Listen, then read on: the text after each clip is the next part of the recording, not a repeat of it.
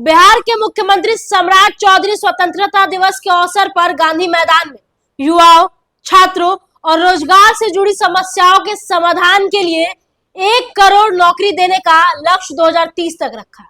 साथ ही 17 अगस्त से सहयोग पोर्टल जो छात्रों के लिए बनाया गया है उसका ऐलान किया है। आपको बता दें कि मुख्यमंत्री सम्राट चौधरी ने गांधी मैदान से बहुत ऐसे मामलों का विस्तारण किया, बहुत ऐसे ऐलान किए हैं जो बिहार के युवाओं के लिए बहुत फायदेमंद है। तो चलिए इस पूरे खबर में आपको बताते हैं कि क्या कुछ है जो बिहार सरकार ने छात्रों के लिए किया है।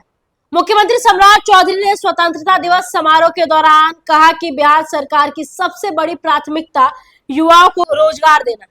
सरकार ने साल 2030 तक राज्य में 1 करोड़ यानी सरकारी नौकरी और रोजगार के अवसर उपलब्ध कराने का लक्ष्य तय किया।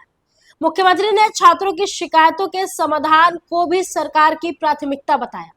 उन्होंने कहा है कि 17 अगस्त 2026 से विद्यार्थी सहयोग पोर्टल की शुरुआत की जाएगी। इस पोर्टल के जरिए छात्र अपनी समस्याएं और शिकायतें दर्ज कर सकेंगे और उन्हें 30 दिनों के भीतर समाधान करने का प्रयास किया जाएगा। इसके साथ ही संबंधित विभागों में छात्र कल्याण के लिए डायरेक्टरेट बनाने की योजना भी बताई गई है ताकि छात्रों से जुड़े मामलों का बेहतर तरीके से समन्वय और समाधान हो सके।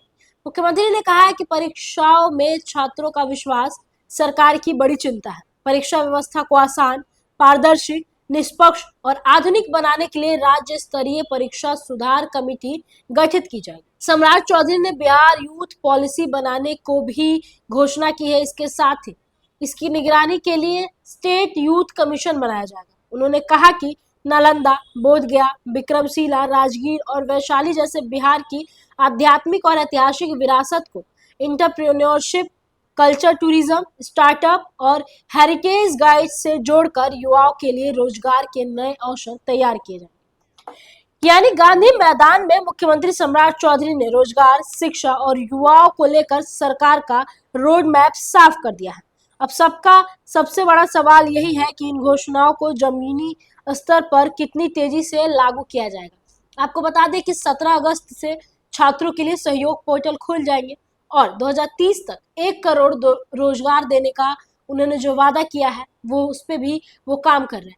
रोड मैप तैयार है, लेकिन अब ये कब धरातल पर आता है ये देखना दिलचस्प होगा। फिलहाल इस खबर में इतना ही। और भी ऐसी तमाम खबरों को देखने के लिए जुड़े रहे हमारे साथ। धन्यवाद।